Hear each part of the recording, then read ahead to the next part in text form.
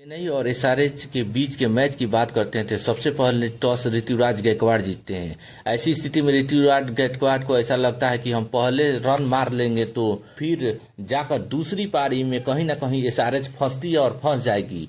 लेकिन जब शुरुआत हुई चेन्नई सुपर किंग की तो कुछ खास शुरुआत नहीं हो पाई। शुरू में तो संजू सैमसन रन मारे, लेकिन जैसे ही संजू सैमसन आउट होते हैं रन धीमा पड़ता है। वैसी स्थिति में उर्विल पटेल भी खेलते हैं, लेकिन ऋतुराज गायकवाड़ ने सबसे खराब खेला।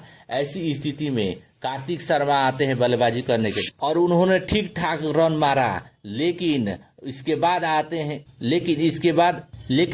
आते हैं डेवाल ब्रेविस उतना खास पारी खेला, लेकिन शिवम दुबे और ऋतुराज गायकवाड़ ने उतनी अच्छी पारी नहीं खेली, जिसकी वजह से चेन्नई सुपर किंग 181 रन ही मार सकी। लेकिन इनको मारना चाहिए था 200 के ऊपर। ऋतुराज गायकवाड़ और शिवम दुबे की धीमी पारी ने चेन्नई सुपर किंग को कल मैच हरा दिया। वैसी स्थिति में दूसरी पारी में एसआरएच उतरती है और उनका पावर प्ले ठीक ठाक नहीं जाता है। ट्रेविस हेड और कहीं ना कहीं अभिषेक शर्मा सस्ते में आउट हो जाते हैं। फिर आते हैं ईशान किशन और कलासन और उन्होंने जबरदस्त पारी खेली। चेन्नई सुपर किंग को लग रहा था कि हम मिडल ओवर में कहीं ना कहीं स्पिनर से विपक्षी टीम को घेरेंगे। ऐसी स्थिति में आते हैं कलासन और कलासन ने शुरुआत में ही स्पिनरों को बॉलिंग करने से बाहर कर दिया। क्लासन वैसे खिलाड़ी है जिन्होंने स्पिन को बहुत जबरदस्त तरीके से खेलते हैं, फास्ट को भी बहुत जबरदस्त तरीके से खेलते हैं और इस आईपीएल में क्लासन कहीं न कहीं जबरदस्त फॉर्म में है। हैदराबाद के सबसे खतरनाक खिलाड़ी इस समय कहीं न कहीं क्लासन है, क्योंकि वो ज्यादा फॉर्म में है,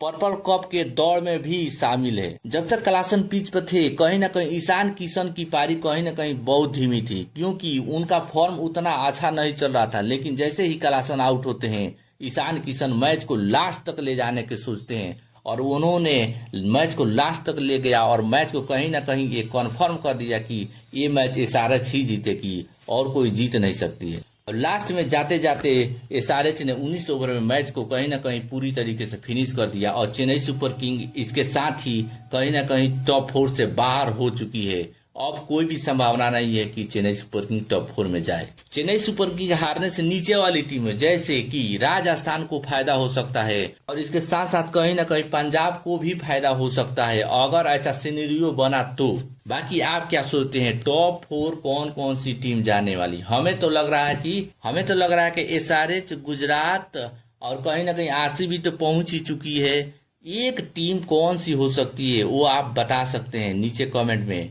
थैंक यू यह वीडियो देखने के लिए।